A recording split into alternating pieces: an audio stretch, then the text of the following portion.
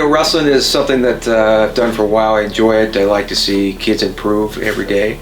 It's a good outlet. It's just fun. It teaches a lot of the same skills in wrestling that it teaches out in the wilderness.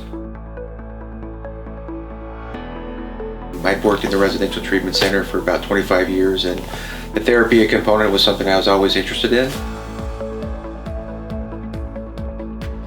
Getting together with one common goal on the purpose of improving and making kids feel more safe and be a better person, and kind of working all together in a common goal with just minimal distractions. I mean, it's just very peaceful and calming, and a better connection could be made out there in the wilderness, which I enjoy. I don't know. People kind of think that I'm pretty hardcore, but I'm not, but I have a good balance. I don't know what the exact word, iron bison, maybe she'd call me. And that's where I've been coaching for about 20 years and